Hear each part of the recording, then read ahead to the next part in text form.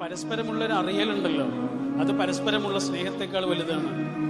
നമ്മൾ പറയും സ്നേഹം സ്നേഹം സ്നേഹം എന്നല്ല, പരസ്പരം ഒരു മനസ്സിലാക്കലുണ്ട് ഒരു മനുഷ്യന്. ഓരോ സമയത്ത് ഓരോ സ്വഭാവം ആയിരിക്കും ഈ മനുഷ്യന്. രാവിലെയുള്ള അളവില് ഉച്ചയ്ക്ക്, ഉച്ചയ്ക്കുള്ള അളവില് രാത്രി. അതെന്തുകൊണ്ടാണെന്നറിയോ? നമ്മളെ മണ്ണിൽ നിന്ന് സൃഷ്ടിച്ചതായതുകൊണ്ടാണ്. ഖുർആൻ പറഞ്ഞല്ലോ, മണ്ണിൽ നിന്നാണ് മനുഷ്യനെ സൃഷ്ടിച്ചത്. എല്ലാ മണ്ണും ഒരുപോലെയാണോ? അല്ല. ഒരേ മണ്ണ് തന്നെ എല്ലാ സമയത്തും ഒരുപോലെയാണോ? അല്ല. മണ്ണിൽ നടക്കുന്ന ഈ ഭാവമാറ്റങ്ങളുണ്ടല്ലോ, ഋതുഭേദങ്ങളുണ്ടല്ലോ, അത് മണ്ണ് കൊണ്ട് സൃഷ്ടിച്ച മനുഷ്യനിലും ഉണ്ടാവും. അതുകൊണ്ട് ഈ മനുഷ്യന് വേണ്ടത് അത്രയേറെ ശ്രവിക്കുന്ന, അത്രയേറെ ശ്രദ്ധിക്കുന്ന, അത്രയേറെ തൊട്ടടുത്ത് നിൽക്കുന്ന ഒരാളെയാണ്. ഞാൻ പറഞ്ഞു വന്നത് ഇതായിരുന്നു. 20 ആളുകൾ ഒരു ക്ലാസ്സിലുണ്ടെങ്കിൽ 1 or 2 ആളുകൾ നമുക്ക് അത്രയും പ്രിയപ്പെട്ടവരാകാനുള്ള കാരണം അവർ നമ്മളെ കേട്ടത് കൊണ്ടാണ്. അതുകൊണ്ട് നമ്മുടെ കൂടെയുള്ള ഈ മനുഷ്യർക്കും വേണ്ടത് കേൾക്കുന്ന ഒരു നമ്മളെയാണ്.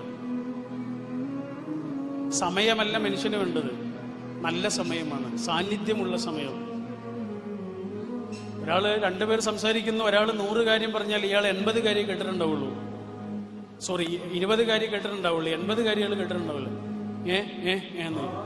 കാരണം ഇയാൾ വേറെ സ്ഥലത്തുള്ളത്, ദൂരെയുള്ള ആളുകളോട് സംസാരിച്ചുകൊണ്ടിരിക്കുകയാണ്, അടുത്തുള്ള ആളുകളെ ഇയാൾ കേൾക്കുന്ന പോലുമില്ല. അതുകൊണ്ട് എൻ്റെ വാക്കുകൾ അവസാനിപ്പിക്കുമ്പോൾ പറയട്ടെ, നമ്മുടെ കൂടെയുള്ള ആളുകൾക്ക് കൊടുക്കേണ്ടത് ടൈമല്ല, പിന്നെയോ ക്വാളിറ്റി ടൈമാണ്.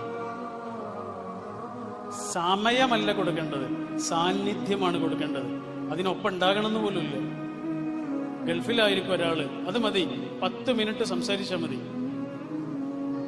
അതുകൊണ്ടാണ് ഈ ജോലിക്കാരായ ഉമ്മമാരോടും ഉപ്പമാരോടും കൗൺസിലിംഗിലുള്ള ആളുകളൊക്കെ പറയാറുള്ളത്, നിങ്ങളുടെ മക്കൾക്ക് കൊടുക്കുന്ന സമയം ക്വാളിറ്റി ടൈം ആയിരിക്കണം.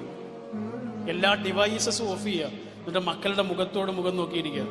പറയുന്നത് എന്താണോ അത് തിരിച്ചു പറയാൻ കഴിയുന്ന അത്രയും ശ്രദ്ധയോടെ മനുഷ്യനെ കേൾക്കുക.